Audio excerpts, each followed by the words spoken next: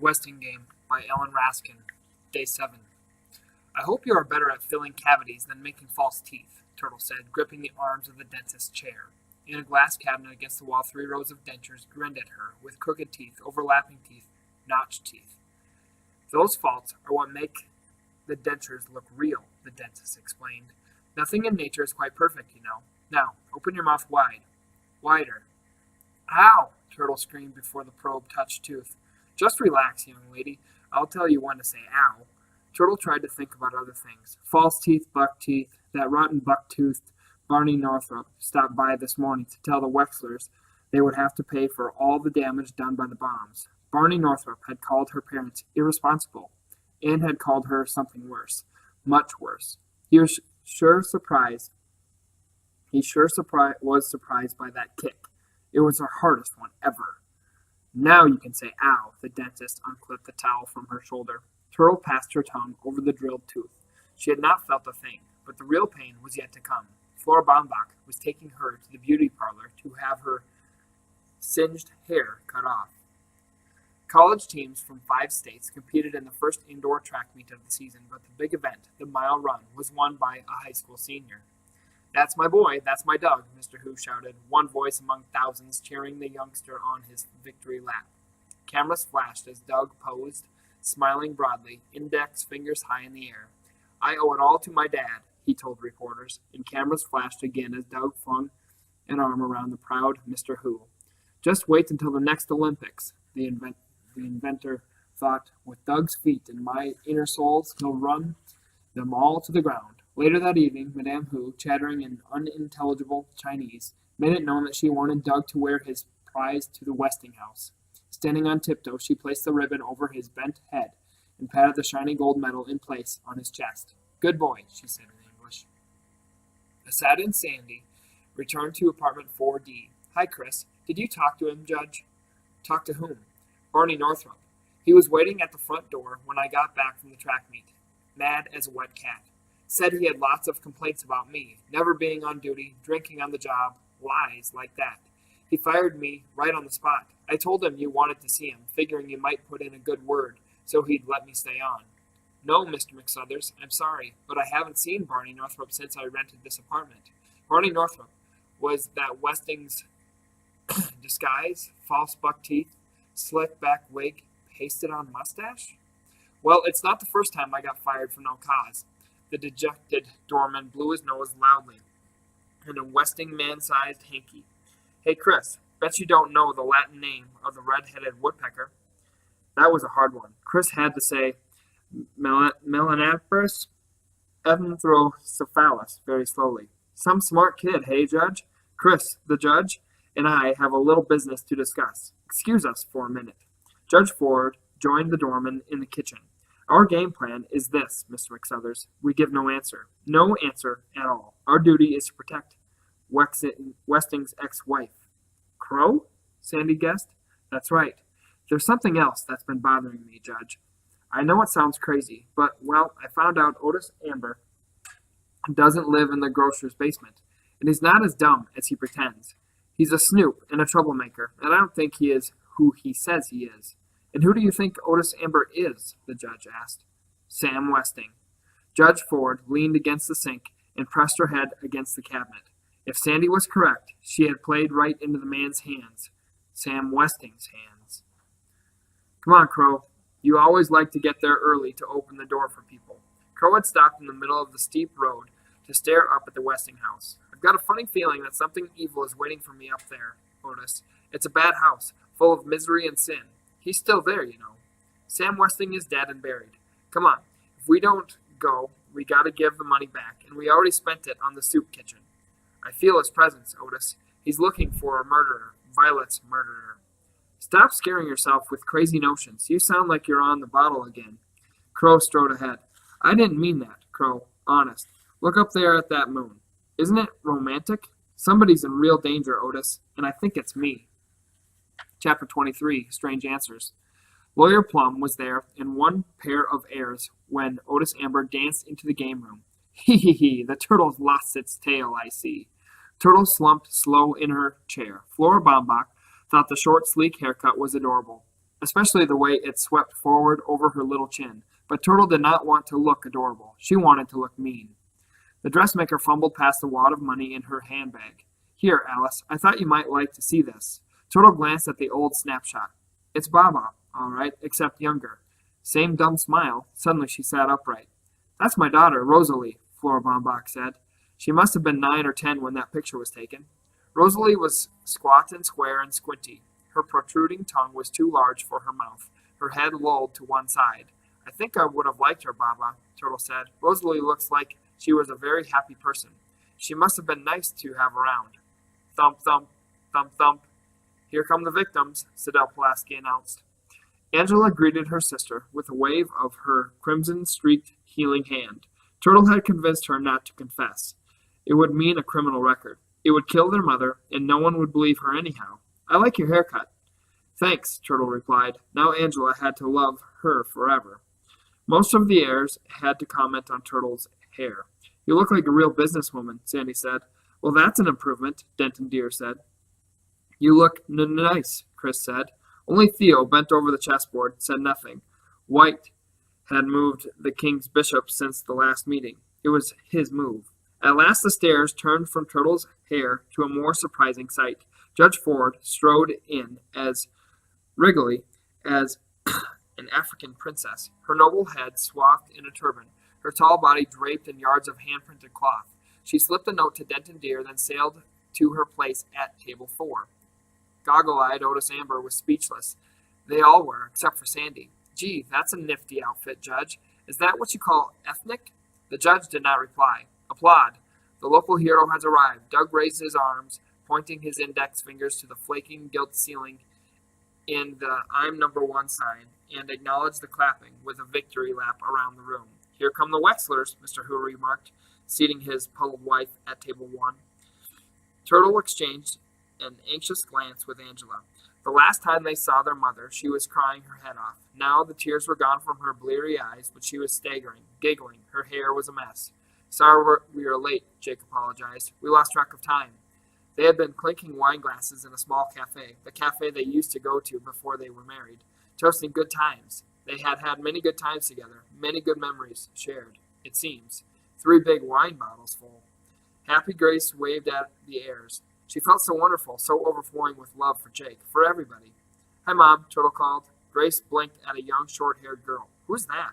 Jake greeted his partner with a, How are you this fine day? Doug Wynne, replied Madame Who. Having opened the door to the last of the heirs, a tense and troubled crow took her seat next to Otis Amber. Ghost threatened, she waited for the unseen.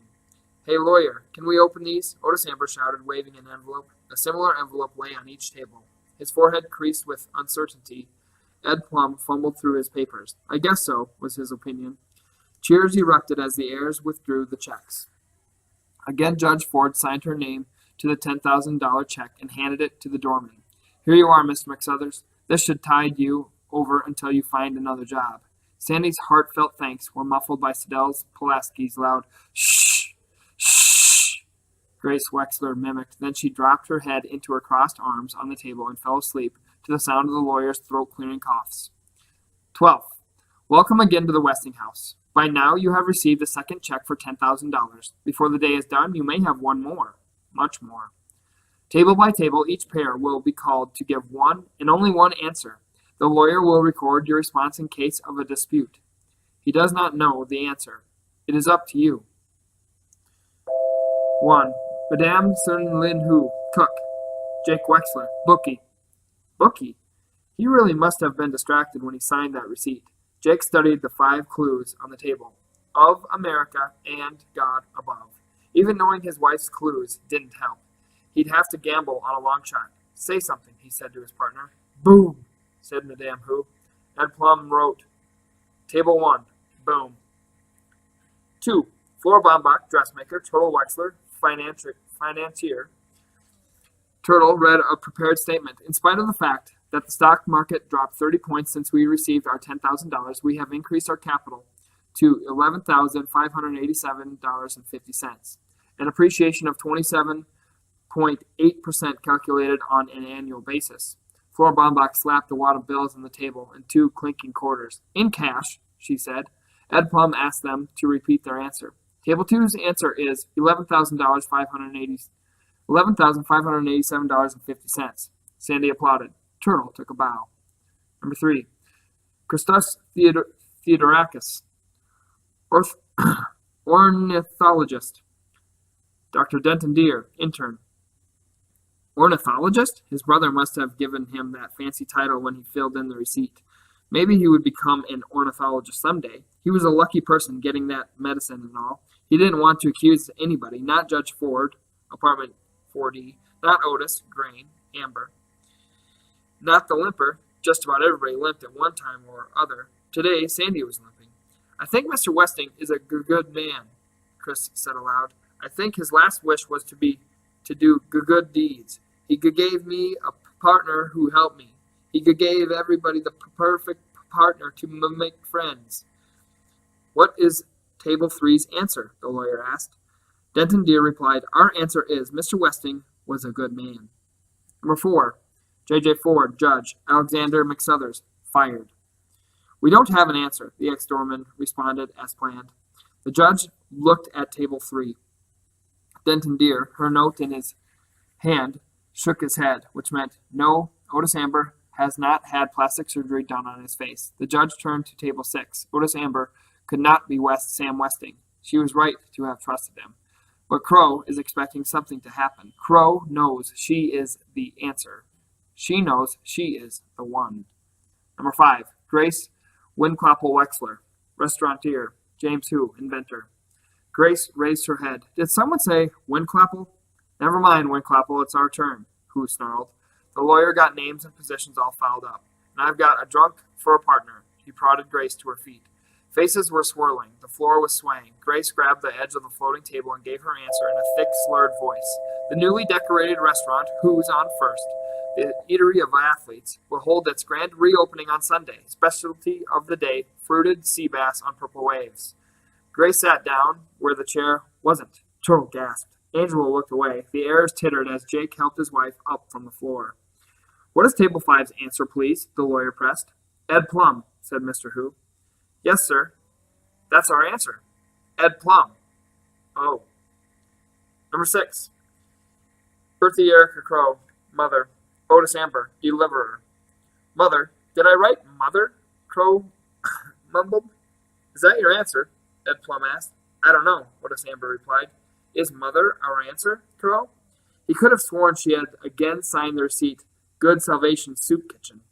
Crow repeated, mother, and that's what the lawyer wrote down. Number 7, Doug Who, champ. Theo Theodorakis, writer. Their clues, a chemical formula for an explosive, and the letters Otis, O-T-I-S. Doug, basking in glory, didn't care. Theo stood, turned to the man he was about to accuse, and saw the scene in the soup kitchen. Saw Otis Amber cooking soup for the dirty, hungry men. No answer, Theo said, sitting down.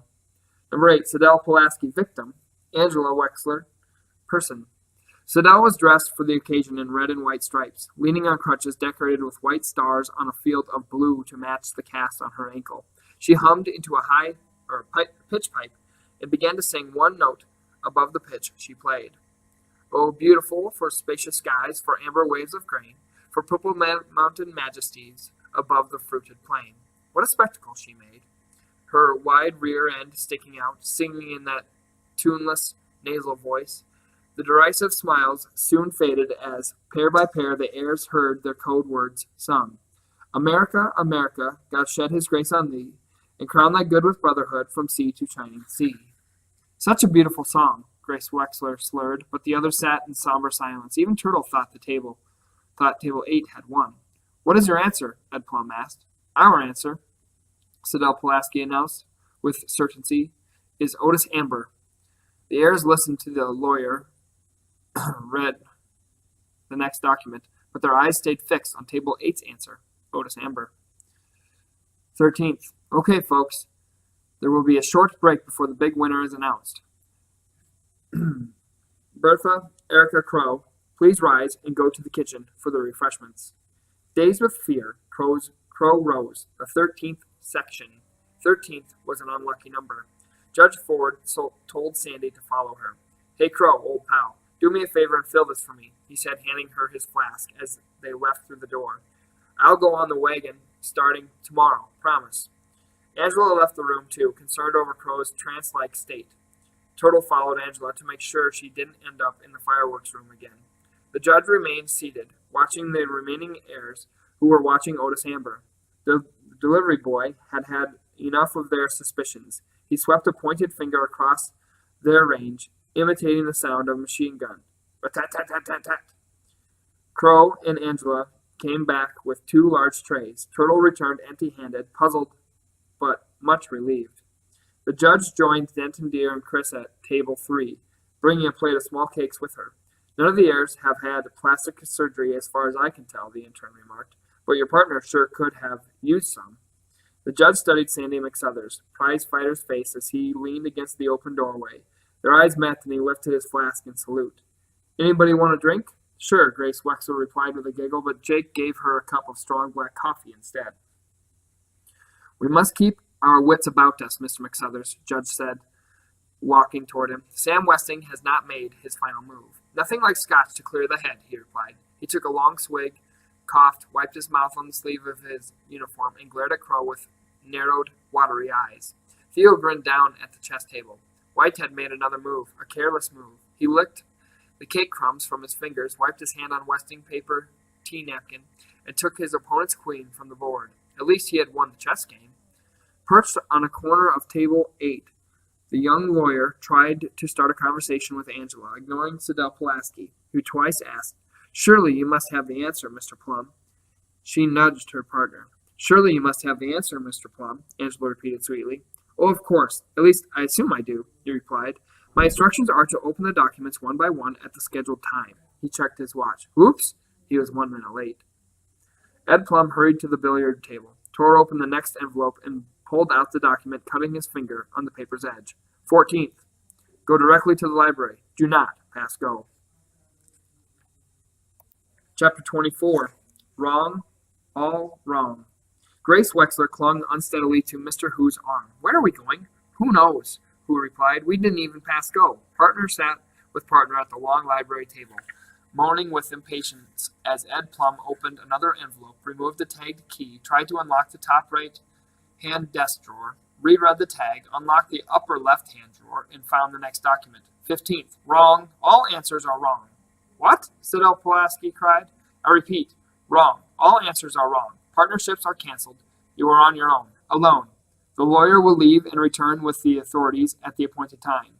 And time is running out. Hurry, find the name before the one who took my life takes another. Remember, it is not what you have, it's what you don't have that counts." Madame Who knew from the shifting eyes that a bad person was in the room. She was the bad person.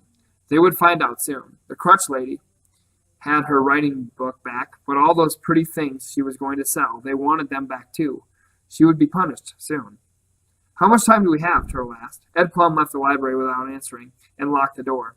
"Oh my!" Florence Babach ran to the French doors. They opened. Sidel Pulaski complained of a chill, and the dressmaker had to shut the doors, but she left them unlatched just in case. Mr. Who said the tea tasted funny. Maybe they had all been poisoned. Denton Deer diagnosed paranoia. The doorman, who was pacing the room, replied that anyone who was not paranoid after being told that the murderer would kill again was really crazy. He stopped to pat Turtle's slumped shoulders. "Cheer up, my friend. The game's not over yet," Sandy whispered. "You still can win. I hope you do." Otis Amber told everyone to sit where he could watch them. Theo rose. "I think it's about time we played as a team and shared our clues and shared the inheritance." "With the murderer? Well, all right," agreed. Sidel Pulaski still thought the answer had something to do with America the Beautiful. "Does anybody have a clue word that is not in the song?" "I'm not sure," Doug said mischievously. "Sing it again." No one cared for that idea. "It's not what you have, it's what you don't have that counts," Jake Wexler reminded them. "Maybe some words in the song are missing from the clues." "That makes sense. Does anyone have the word amber?" Mr. Who asked. "Not again," Otis Amber groaned. "You heard the will. It said all answers were wrong." "Well, I was one of the wrong answers." "But Mr. Westing wrote the will before the game began," Sidel argued. "Perhaps he assumed we weren't smart enough to find you out so soon." Judge Ford did not interfere. Otis Amber could take care of himself. She had to be prepared to defend Crow when the time came. Crow sat with her head bowed, waiting.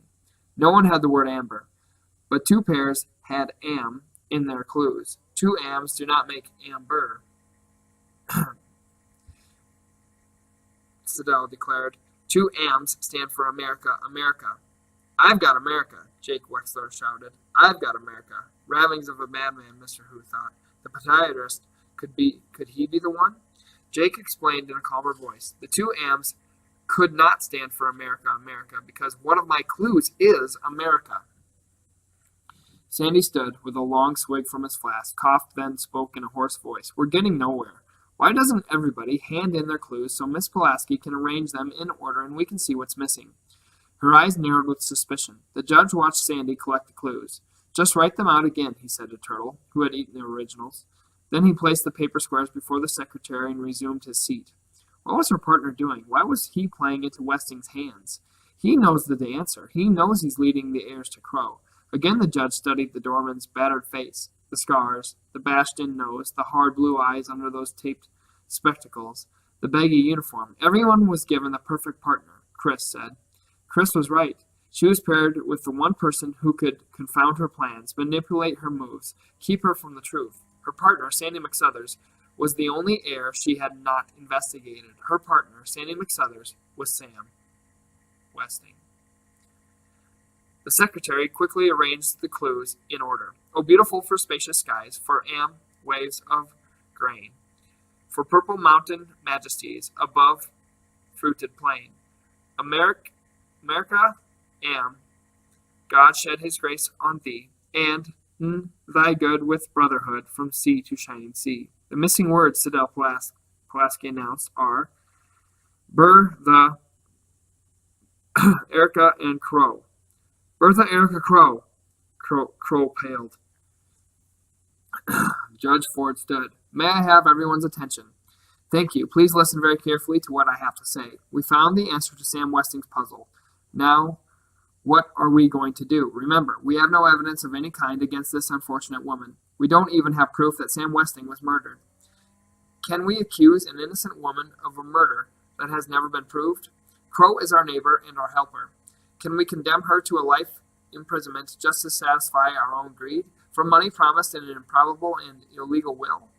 If so, we are guilty of a far greater crime than the accused. Bertha Erica Crow's only crime is that her name appears in a song. Our crime would be selling, yes, I said selling for profit, the life of an innocent, helpless human being. The judge paused to let her words sink in. Then she turned to her partner. Her voice hardened. As for the master of this vicious game, she paused. What's happening to him? Sandy's hand flew to his throat. He struggled to his feet, red-faced and gasping, and crashed to the floor in eye-bulging agony. Jake Wexler and Denton Deere hurried to his aid.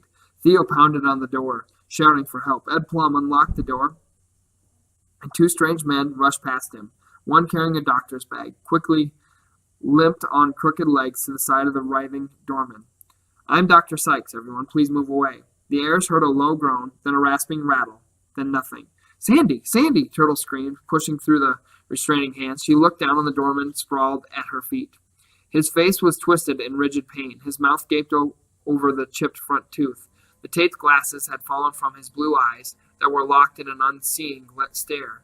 Suddenly his body straightened in one last violent twitch. His right eye closed, then opened again, and Sandy moved no more. He's dead, Dr. Sykes said, gently turning her away. Dead? Judge Ford repeated numbly. How could she have been so wrong, so very wrong? A sob tore through Turtle's soul as she ran to Baba's comforting arms. Baba, I don't want to play anymore. The second stranger, the sheriff of Westing County, herded them back to the game room. Without thinking, the heirs seated themselves at the assigned tables. Turtle sat quietly. It was Flora Baumbach's turn to weep. Crow waited. Only the throbbing veins in her tightly clasped hands told of her torment. Excuse me, sir, Ed Plum said. I realize this may seem inappropriate, but according to Samuel W. Westing's will, I must read another document on the hour. The sheriff checked his watch. What kind of madhouse is this? And there's something mighty fishy about this cocky kid lawyer calling in the middle of dinner, insisting that I hurry right over. That was half an hour before anybody died. Go ahead, he grumbled. Plum cleared his throat 3 times under the sheriff's suspicious glare. 16th. I, Samuel W. Westing of Westington Town, born Sam Windy Windclapple of Watertown. I had to change my name for business purposes. After all, who would buy a product called Windclapple's Toilet Tissues? Would you? Do hereby declare that if no one wins, this will is null and void. So hurry, hurry, hurry. Step right up and collect your prize. The lawyer will count off 5 minutes. Good luck and a happy 4th of July. Windclapple? Did someone say Windclapple? Grace Wexler slurred. I knew Westing wasn't an immigrant's name, Sidell Pulaski said. I knew it. The man was insane, Denton Deere diagnosed. Shh! They were struggling with her conscience. Millions and millions of dollars just for naming her name. 1 minute is up.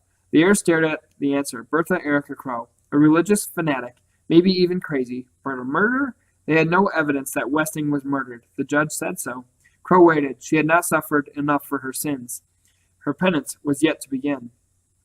2 minutes are up. $200 million, Turtle thought. Who gets it? The last part the lawyer read wasn't very businesslike. Besides, she could never peach on anybody, not even Crow. Who cares about anything anyhow? Sandy is dead. Sandy was her friend. Now she'll never see him again. Ever. Judge Ford tried not to look at the empty chair at her table, McSuther's chair. Her one concern was the safety of Crow. The judge watched the heirs and waited. Crow waited. 3 minutes are up. Westing wasn't murdered, the judge said. So. But what about Sandy? He was drinking from the flask Crow filled, and he died choking. Poison? Crow felt the eyes on her, the hating eyes. They scoffed at her beliefs. They joked about her soup kitchen. Only 2 people here mattered to her. She was so tired of waiting. 4 minutes are up. The answer is Bertha Erica Crow. No, Angela cried. No, no. She's crazy, Otis Amber shouted. She don't know what she's saying. Yes, I do, Otis, Crow said flatly, and repeated her statement. The answer is Bertha Erica Crow. She rose and turned to the confused lawyer. I am Bertha Erica Crow. I am the answer, and I am the winner. I give half of my inheritance to Otis Amber, to be used for the Good Salvation Soup Kitchen. I give the rest of the money to Angela. Chapter 25, Westing's Wake. Sandy was dead. Crow had been arrested. The 14 remaining heirs of Samuel W. Westing sat in Judge Ford's living room, wondering what had happened. At least the guilt is not on our hands, Mr. Hu said, trying to convince himself that a clear conscience was worth $200 million.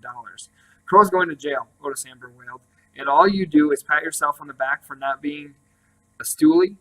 Let me remind you that Crow confessed, Sidell Pulaski reminded him. Crow only confessed to being the answer, nothing more, Angela said, pressing her hand against the tearing pain in her cheek.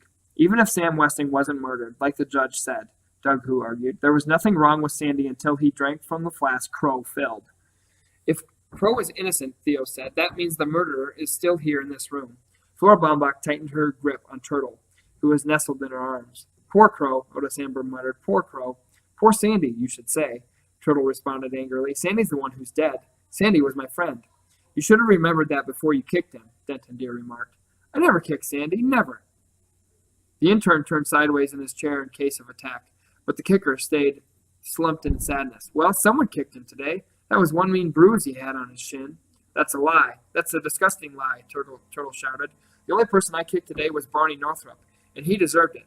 I didn't see Sandy until tonight at the Westing house. Right, Baba? That's right, Flora Baumbach said, handing Turtle a Westing facial tissue. But Turtle was not about to cry again in front of everybody like a baby. If only she could forget how he looked, suffering, dying, the twisted body, the chipped tooth, that horrible twitch, that one eye. That was the worst. That one eye blinking. Sandy used to wink at her like that when he was alive. Turtle blew her nose loudly to keep from sobbing. Sandy was my friend too, Theo said.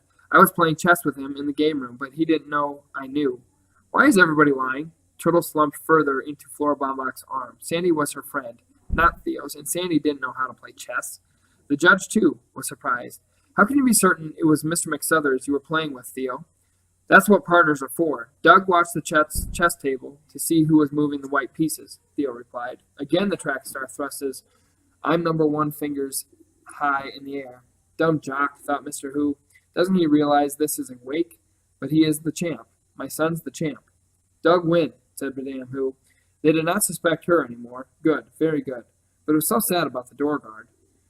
Theo went on in a mournful voice. I'm sort of glad Sandy didn't go back to the chessboard after my last move. He never knew he lost the game.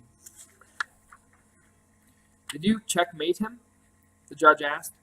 Could she have been right about Miss McSuthers after all? No. A disguise was one thing, but Sam Westing lose a game of chess? Never. Well, not exactly checkmate, Theo replied. But Sandy would have had to resign. I took his queen. The queen sacrifice, the famous Westing trap. Judge Ford was certain now, but there were still too many unanswered questions. I'm afraid greed got the best of you, Theo. By taking White's queen, you were tricked into opening your defense. I know, I've lost a few games that way myself. Theo recalled the position of the chessman, thankful that his skin was too dark to reveal his blushing. Turtle almost smiled. That Theo thinks he's so smart. Well, Sandy showed him. Sandy beat him at chess, but Sandy didn't play chess. She never kicked him either. Bucktooth Barney Northrop was the one she kicked, but not Sandy. But Sandy had the sore shin. Bucktooth, Chiptooth, the crooked false teeth in the dentist's office. Sandy's dentist. Cheer up, my friend. The game's not over. You can still win. I hope you do. Those were the last words Sandy said to her. He winked when he said that. Winked. One eye winked. Dead Sandy had winked at her. Sandy had winked. Oh my, Flora Baumbach exclaimed as Turtle suddenly bolted from her arms. Angela, can I see your copy of the will? Angela handed it over. She could not refuse her sister anything now. Turtle leaned against the dark window, poring over Sidel Pulaski's transcript of the will. First, I returned to live among my friends and my enemies. I came home to seek my heir, aware that in doing so, I faced death. And so I did. To seek my heir, Turtle repeated to herself. Today I have gathered together my nearest and dearest, my 16 nieces and nephews. Sit down, Grace Windsor Wexler, to view the body of your Uncle Sam for the last time. Tomorrow its ashes will be scattered to the four winds. Winds? Windclapple, Turtle said aloud. Her mother had been right all along about being related to Sam Westing. Windclapple, Grace mumbled. Jake patted her head. Windclapple, the judge repeated. At least she could explain that. Crow married a man named Windclapple, who then changed his name to Westing. Bertha Erica Crow is the former wife of Samuel W. Westing. They had one child, a daughter, who drowned the night before her wedding. It was rumored that she killed herself rather than marry the man her mother had chosen for her. If Sam Westing blamed his wife for their daughter's death, then the sole purpose of this game was to punish Crow. Crow was Sam Westing's ex-wife? The heirs found that hard to believe. Then why would Mr. Westing give her a chance to inherit the estate? Theo asked. But maybe he wanted his enemies to forgive him, Chris said. Ha, said Mr. Who, one of the enemies. Turtles read on. Second, I am Samuel W. Westing, hereby swear that I did not die of natural causes. My life was taken from me by one of you. The police are helpless. The culprit is far too cunning to be apprehended for this dastardly deed. What dastardly deed? Oh my, Flora Baumbach was relieved to hear Jake Wexler define the word as cowardly. I alone know the name. Now it is up to you. Cast out the sinner. Let the guilty rise and confess. Third, who among you is worthy to be the Westing heir? Help me. My soul shall roam restlessly until that one is found. For the first time since Sandy died, Turtle smiled. Judge Ford sat in glassy-eyed thought, elbows propped on the desktop, her chin resting on her folded hands. Why, indeed, was Crow an heir? Sam Westing could have pointed his clues at the Sunset Towers cleaning woman without naming her an heir. Crow's not going to inherit anything, not if she's in jail for murder, Otis Amber complained bitterly. All your talk about chess and sacrificing queens, Crow's the one who's been sacrificed. What did you say? The judge asked. I said Crow's the one who's been sacrificed. Uttering a low groan, Judge Ford sank her head into her hands. The queen's sacrificed. She had fallen for it again. Westing had sacrificed his queen, Crow, distracting the players from the real game. Sam Westing was dead, but somehow or other he would make his last move. She knew it. She felt it deep in her bones. Sam Westing had won the game. Stupid, stupid, stupid. The heirs stared in amazement. First they are told that Samuel W. Westing was married to their cleaning woman. Now a judge is calling herself stupid. It couldn't be true.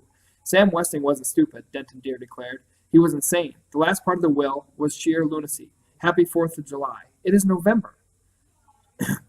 It's November 15th, Otis Amber cried. It's poor Crow's birthday. Turtle looked up from the will. Crow's birthday? Sandy had bought a striped candle for his wife's birthday. A 3-hour candle. The game is still on. Sam Westing came back to seek his heir. You can still win. I hope you do, he said. How? How? It is not what you have, it's what you don't have that counts. Whatever it was she didn't have, she'd have to find it soon, without letting the others know what she was looking for. Judge Ford, I'd like to call my first witness.